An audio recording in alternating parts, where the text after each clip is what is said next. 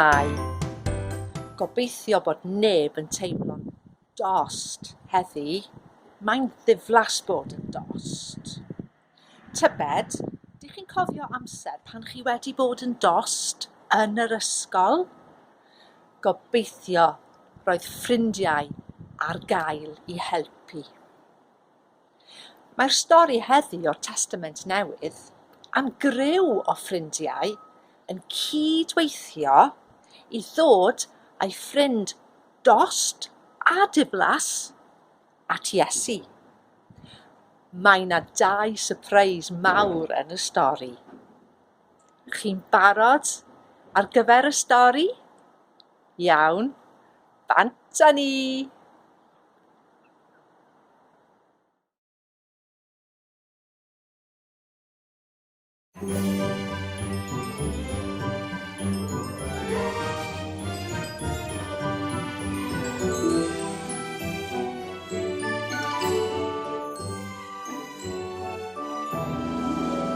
Mae wedi fanfon i gyhoeddi newyddion da i'r tlawd, i gyhoeddi fod y rhai sy'n gaeth i gael rhyddid, a phobl sy'n ddall i gael ei golwg yn ôl.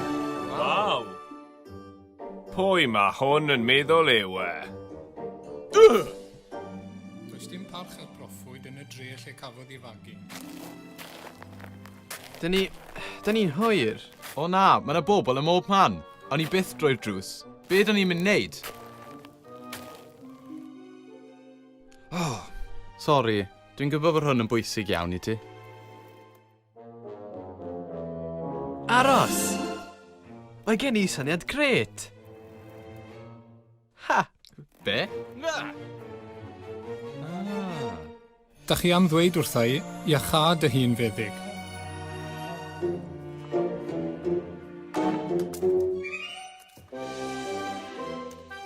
Be?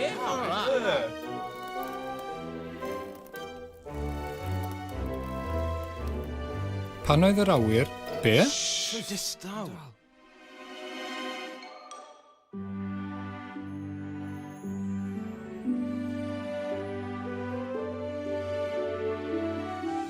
Ffrind, mae dy bechodau wedi ei maddau. Maddau pechodau? Pwy ydy hwn ei fod yn cablu fel hyn?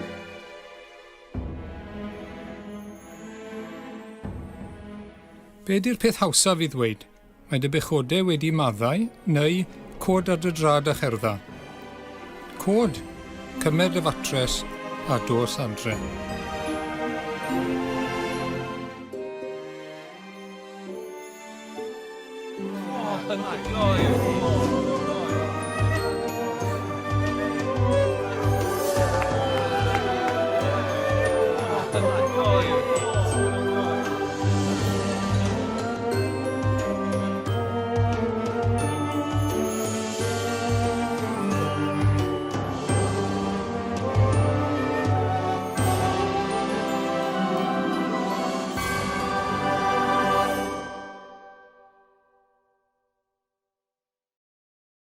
Oh, Mr Coleman, os rydyn ni'n neud yr hyn oedd mae stori yn ddweud, doedd popeth yn y lot yn mynd yn lyb. Yn lyb? Pam? Wel, ystyr y stori yw sut i'n neud twll yn y to, ond yw e? Nag ydy, roedd y ffrindiau yn gwneud twll yn y to mwyn mynd at Iesu. O, beth oedd mor oddenig am Iesu te? Wel, roedd Iesu'n iachau coesau'r dyn. Doedd e ddim yn gallu cerdded. Oedd e'n gallu rhedeg? Nag oedd. Ond cyn hynny, oedd e'n gallu reidio beic? Nag oedd. Ond cyn hynny, roedd Iesu'n, oedd e'n gallu dansio? Dwi'n hoffi dansio. Disgo! Nag oedd, Doug. Doedd e ddim yn gallu defnyddio ei goesau o gwbl. O, felly, fe wnaeth Iesu i iachau e, ie? Do. Ond cyn hynny, roedd Iesu yn sylwi problem fwy. Beth? Oedd e wedi anghofio golchi ddwylo tra gan i ffendroedd hapus? Roedd y dyn wedi gwneud pethau anghywir. O, nid fel ddi te. Doug, mae pawb yn gwneud pethau anghywir weithiau. Rydyn ni'n trio bod yn dda, ac mae trio bod yn dda yn bwysig. Ond ambell waith, rydyn ni'n dweud pethau angharedig, gwneud pethau angharedig, mynd yn grac a phobl, dweud na pan mae athro neu rhiant yn dweud wrthyn ni wneud rhywbeth. Rydyn ni'n gwneud pethau anghywir. Dwi ddim yn. Doug, mae dweud celwyddau yn beth anghywir hefyd. Mr Coleman? Beth ydw i'n mynd i wneud? Wel, mae'r Beibl yn dweud bod Iesu'n gallu maddau ni. Maddau? Pan ti'n gwneud rhywbeth anghywir, fel arfer mae athro neu athrawes yn dy gosbi di. Rhaid i ti fynd heb arian poced neu aros mewn amser chwarae. Dyna pan does ddydd arian poced gyda ddi. Siwr o fod. Ond pan rydyn ni'n neud pethau anghywir, mae'n neud Duw yn drist hefyd. Felly, ydy Duw yn cothlu ni? Wel, dylai fe. Ond mae'r Beibl yn dweud bod Iesu yn Dduw, ac i bwy bynnag sy'n mynd at Iesu i ddweud bod e'n flin gyda nhw, mae Iesu yn maddau iddyn nhw, yn lle cosbi nhw. Mae'n gadael iddyn nhw ddechrau eto a byw yn wahanol, yn union fel y dyn yn y stori. Dwi'n gweld, ddydd rhaid i ni ddweud sori i Iesu, nid dy athrawes. Na bydd rhaid i ti ddweud bod i'n flin dy ti am wneud rhywbeth anghywir i bwy bynnag rwy ti wedi brifo.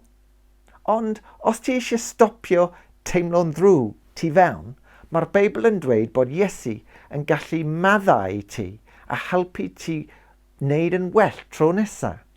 Dwi'n gweld, mae dy athrawes yn gallu maddau ddi, ac mae Iesu yn gallu maddau ddi, ac bydd rhaid i chi ddaddau ddi hefyd. Pam? Doug, beth wyt ti wedi wneud? Mr Coleman, dwi wedi wneud twll nawr yn y to, ac mae popeth yn lyd. Doug.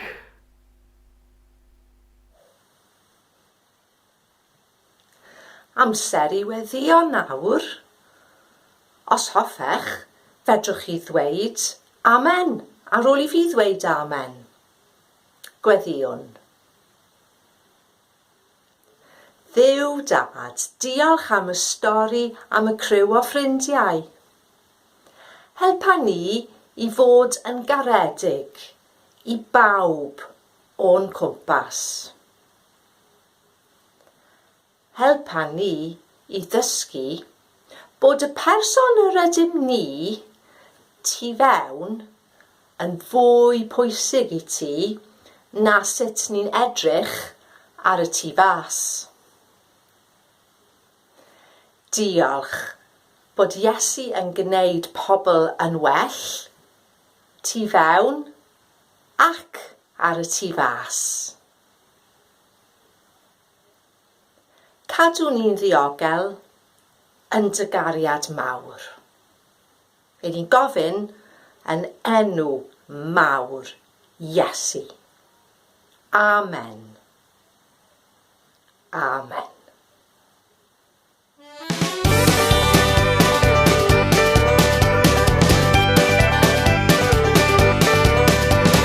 Traed yn dechrau tapio a dwylo'n dechrau clapio, y cyrff yn dechrau dawnsio o flaen ein Duw.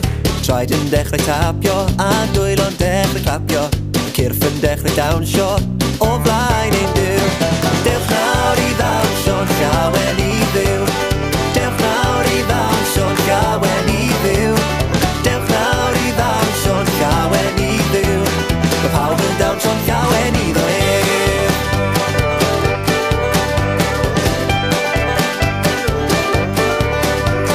Traed yn dechrau tapio a dwylo'n dechrau clapio, y cyrff yn dechrau dawnsio o flaen ein Duw. Traed yn dechrau tapio a dwylo'n dechrau clapio, y cyrff yn dechrau dawnsio o flaen ein Duw. Dewch nawr i ddawnsio'n llawen i Dduw. Dewch nawr i ddawnsio'n llawen i Dduw. Dewch nawr i ddawnsio'n llawen i Dduw. Pawb yn dawnsio'n llawen i Dduw.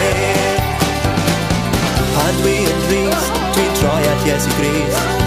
Pan dwi yn brif, cariad Duw, cariad Duw, cariad Duw sy'n neb bob dydd.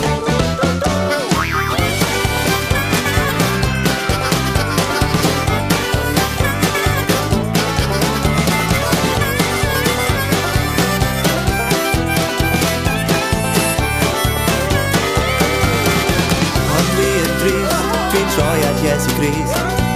Pan dwi yn brif, cariad Duw, cariad Duw, cariad Duw sy'n neb bob dydd. Dewch nawr i ddawns o'r llawer.